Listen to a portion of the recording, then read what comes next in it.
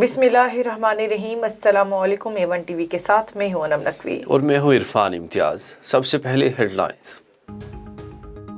Corona virus के वार थम न सके, मुल्क में 6,357 नए केसेस रिपोर्ट। कोरोना से मजीद 17 अफराद जिंदगी से हाथ धो बैठे। NCOC के मुताबिक कोरोना की मुस्बत शरह 12.8% रही। तशवीशनाक हालत के मरीजों की तादाद 1200 हो गई।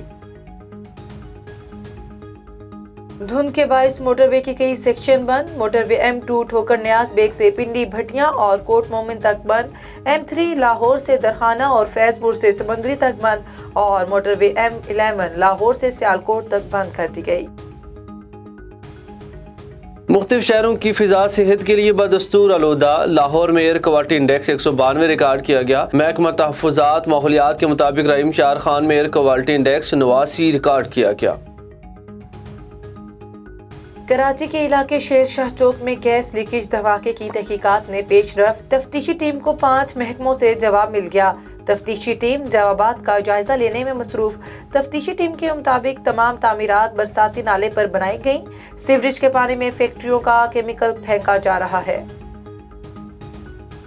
अमेरिका का यूक्रेन तनाज़ा पर जारहाना कदम, रूस के लिए खतरे का अलार्म। खैबर एजेंसी के मुताबिक अमेरिका ने यूक्रेन में असलह की मुंतकली शुरू कर दी। तर्जुमान पेंटागन के मुताबिक अमेरिका ने 8500 फौजियों को हाई अलर्ट पर रखा है। जानकर भी कहते हैं जरूरत पड़ने पर अमेरिका फौज फौरी हरकत में आ जाएगी। नेटो इत्तेहाद की फौज भी हाई अलर्ट है।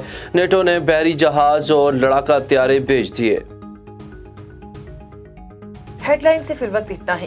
मजीद खबरों और अपडेट्स के लिए देखते रहिए A1 टीवी। A1 टीवी, सब पे नजर, अंदर की खबर।